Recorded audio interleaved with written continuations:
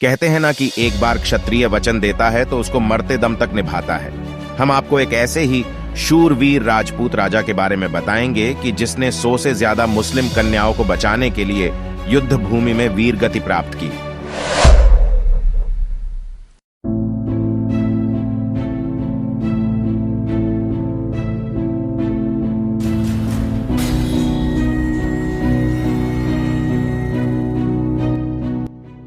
बात है विक्रम संवत 1356 की। तब गुजरात के कच्छ क्षेत्र में जाडेजा राजपूतों का राज्य था।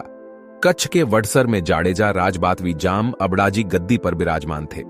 जाम अबड़ाजी एक महाधर्मात्मा और वीर पुरुष होने की वजह से उनको अबड़ो अड़भंग अबड़ो अणनमी नाम से भी जाना जाता था। उस समय सिंध के उमरकोट में हमीर सुमरा का शासन था, जिसको सोरठ के चुड़ासमा राजवीर रानवघन ने अपनी मुंह बोली बहन जाहल का अपहरण करने पर मार डाला था। उसके वंश में धोधा और चंसेर नाम के 2 मुस्लिम सुमरा शासक राज करते थे। इन दोनों भाइयों के बीच में आपसी कलह बहुत चलता रहता था, जिसकी वजह से छोटे भाई चंसेर ने उमरकोट की गद्दी हथियाने के लिए दिल्ली के शासक अलाउद्दीन खिलजी से जाके कहा कि आपके जनान खाने के लिए अच्छी सी सुंदर सुमरी कन्या मैंने रखी हुई थी, पर मेरे भाई धोधे ने मेरा राज्य हथिया लिया और खुद सिंध की गद्दी पर बैठ गया। इसलिए मैं आपके पास सहायता मांगने के लिए आया हूं और कहा कि आप खुद सिंध पधारिए और मुझे मेरी गद्दी वापस दिलवाए तथा स्वयं उस स्वरूपवान सुमरी कन्याओं को कब्जे में लेकर दिल ही अपने जनान खाने के लिए ले जाए। इस बात को सुनकर अलाउद्दीन खिलजी ने अपना लश्कर लेकर सिंध पर चढ़ाई की और अपने सेनापति हुसैन खान के द्वारा धोधा को संदेशा भिजवाया कि दिल्लीपति अलाउद्दीन खिलजी के साथ उस सुमरी कन्याओं का विवाह करवाओ। लेकिन धोधा ने इस बात से मना कर दिया और वो अलाउद्दीन के साथ लड़ने के लिए तैयार हो गया। और युद्ध में जाते समय उसने अपने वफादार भाग सुमरे को कहा कि अगर मुझे कुछ हो जाए तो इन सुमरियों को कच्छ के जाम अबड़ाजी के पास भेज देना। एक वो ही वीर पुरुष है जो इन सुमरियों को बचा सकते हैं। इतना कहकर धोधा सुमरा अपनी फौज के साथ अलाउद्दीन से भी डर गया। उसकी सेना अलाउद्दीन की विशाल सेना के सामने बहुत छोटी होने के कारण वो युद्ध भूमि में ही मारा गया। जब सरदार हुसैन खान ने घोघे की लाश को पैरों से लात मरी, तब उसके भाई चंसेर को बहुत अफसोस हुआ और उसने हुसैन खान का सिर धड़ से अलग कर दिया। बाद में वो भी अलाउद्दीन के लश्कर द्वारा मारा गया। बाद में अलाउद्दीन ने जब उमरकोट नगर में जाके देखा तो वहां पे सुमरी कन्याओं का नामो निशान नहीं था।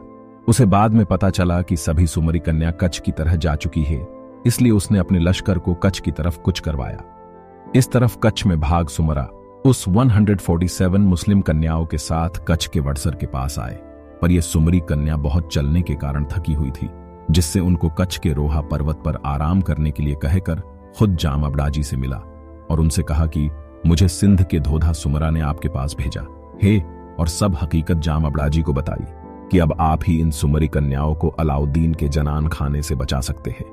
इसे सुनकर अबड़ाजी ने संदेशा भिजवाया कि भले आव्यू भेनरू अबड़ो चैतो ये अंदिठी आड़ो फीरा से डिठे दिया किए। अर्थ, मेरी बहनों अच्छा किया आप मेरे पास आ गई। अगर मेरे ध्यान में भी कुछ नहीं हो फिर भी मैं उसको बचाने के लिए जाता हूं। आप तो स्वयं मेरे पास आई हूं, अब आपको कैसे जाने दूं। आप निश्चिंत रहिए। और इन सुमरी कन्या को लाने के लिए जाम अबड़ाजी ने बैलगाड़े भिजवाए, पर इन बैलगाड़े को सुमरी कन्या दुश्मन का लश्कर समझ बैठी और डर के मारे इन 148 सुमरी कन्या में से 7 ने वहीं पर आत्महत्या कर ली। बाकी की 140 सुमरी कन्या वहां से वडसर आ पहुंची। बादशाह का लश्कर वडसर की तरफ आ रहा है। इस बात को जानकर जाम अबड़ाजी ने रोहा पर्वत के ऊपर रात को मशाले जलवाकर खुद बादशाह के लश्कर को युद्ध के लिए आमंत्रित किया। अलाउद्दीन का लश्कर वडसर के पास आकर रुक गया और दोनों तरफ फौजें इकट्ठा हो गई। जाम अबड़ाजी की सेना में ओरसा नाम का एक मेघवाल जाति का आदमी भी था, जो बहुत ही बहादुर था। उसने जाम अबड़ाजी को कहा कि अगर आज्ञा दे तो मैं अकेला ही रात को जाकर उस अलाउद्दीन का सिर काट के आपके पास रख दूं। लेकिन जाम अबड़ाजी ने उसे कहा कि ऐसे कपट से वार दुश्मन को मारने वाला मैं जाम अबड़ाजी नहीं हूं। फिर भी तुम कुछ ऐसा करो जिससे अलाउद्दीन की रूह कांप उठे। ये ओरसा मेघवाल जाति से था, जो मृत पशुओं की खाल उतारने का काम करते थे। उसने एक युक्ति निकाली और रात को वो कुत्ते की खाल पहनकर अलाउद्दीन के लश्कर में भीतर जाता हुआ उसके तंबू में घुस गया। उसका मन तो सोते हुए अलाउद्दीन का सिर काटने का ही था, पर जाम अबड़ाजी के मना करने की वजह से उसने अलाउद्दीन का शाही खंजर निकाल लिया और उसकी जगह अपना खाल उधेड़ने वाला खंजर रख दिया। सुबह फिर जाम अबड़ाजी ने अलाउद्दीन खिलजी को संदेशा भिजवाया कि अगर मैं चाहूं तो कपट से तेरा सिर धड़ से अलग करवा सकता था, लेकिन क्षत्रिय ना ही ऐसा करते हैं, ना ही दूसरों से करवाते हैं। इसलिए अब अभी समय है, चला जा यहां से और भूल जा मुस्लिम सुमरी कन्या को। और निशानी के तौर पर उसको उसका शाही खंजर भिजवाया, जिसे देखकर अलाउद्दीन हक्का बक्का रह गया। उसने सोचा कि जिसका एक आदमी उसके इशारे पे ये कार्य कर सकता है, उसके साथ युद्ध नहीं करना ही अच्छा है। इसलिए उसने जाम अबड़ाजी जो पत्र लिखा कि अगर आप उस मुस्लिम सुमरी कन्याओं को मेरे हवाले कर दे तो मैं आपको कोई भी नुकसान नहीं करूंगा। लेकिन जाम अबड़ाजी ने जवाब दिया कि मैंने उन सुमरी कन्या को वचन दिया है कि जब तक मैं जिंदा हूं तब तक आपको उनके साथ कुछ नहीं करने दूंगा, और क्षत्रिय कभी अपनी जुबान से नहीं हिलता। भूल जा उस कन्या को। इसे सुनकर दूसरे दिन सुबह फिर अलाउद्दीन ने अबड़ाजी के लश्कर पर हमला बोल दिया। जाम अबड़ाजी और ओरसा अपनी सेना के साथ अलाउद्दीन के लश्कर को काटते काटते उसके हाथी के पास पहुंच गए थे। तभी ओरसा पर किसी ने पीछे से हमला कर उसे मार डाला। इस पराक्रम को देखकर अलाउद्दीन ने दूसरी बार जाम अबड़ाजी को सुलह के लिए संदेशा भिजवाया, लेकिन जाम अबड़ाजी अपनी बात से हिलने वाले कहां थे। दूसरे दिन फिर युद्ध शुरू हो गया। इस तरह यह युद्ध 76 दिनों तक चलता रहा। धीरे धीरे जाम अबड़ाजी का सैन्य कम होता जा रहा था। आखिर में उन्होंने अपनी रानी और राजघराने की औरतों को बुलाकर कहा कि अब अंत आ गया है, हम ज्यादा देर तक अलाउद्दीन के लश्कर का सामना नहीं कर सकेंगे।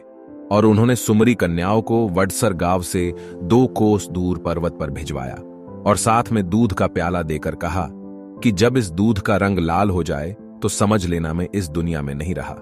जिसे सुनकर राजपूत क्षत्राणी ने वडसर के गरा के बीचों बीच चंदन की लकड़ी इकट्ठा की, उसकी श्रीफल धूप आदि से पूजा करके फिर चिता जला के एक के बाद एक राजपूत क्षत्राणी जय भवानी के नारे के साथ चिता पर चढ़ गई और इस तरह जौहर व्रत का अनुष्ठान किया, जिसके बाद सभी राजपूत योद्धा ने माथे पे राजपूत क्षत्राणी की भस्म लगाकर केसरिया साफा पहनकर हर हर महादेव के नारे के साथ अलाउद्दीन के लश्कर पर टूट पड़े। जाम अबड़ाजी अद्भुत पराक्रम दिखाकर युद्ध भूमि में शहीद हो गए। इस तरफ सुमरी कन्या के पास रखे दूध के प्याले में दूध का रंग लाल हो गया। वे समझ गई कि अब उनको बचाने वाला कोई नहीं रहा। कहते हैं कि उस समय उनकी ऊपर वाले की प्रार्थना से जमीन फट गई और सभी सुमरी कन्या उसमें समा गई। एक कन्या का दुपट्टा बाहर रह गया था क्योंकि उसको किसी मर्द ने छुआ था। अलाउद्दीन के हाथ में कुछ नहीं लगा और वो भारी पछतावे के साथ वापस चला गया। बाद में वडसर की गद्दी पे अबड़ाजी के पुत्र डुंगर सिंह, जो लड़ाई के वक्त उसके मामा के यहां थे, वो बैठे। ये घटना विक्रम संवत 1357 में फागुन वद 1 को हुई थी। इस युद्ध में जाम अबड़ाजी के भाई जाम मोर्जी भी शहीद हुए थे। आज भी वडसर गांव, जो कच्छ जिले की नलिया तहसील में स्थित है, उस वडसर गांव में नदी के किनारे जाम अबड़ाजी और जाम मोर्जी दोनों के स्मारक मौजूद है और हर साल वहां पे होली के दूसरे दिन यानी फागुन वद 1 को इन स्मारकों को लोग वहां पे आकर पूजा करते हैं और हर साल जन्माष्टमी को वहां पे मेला भी लगता है।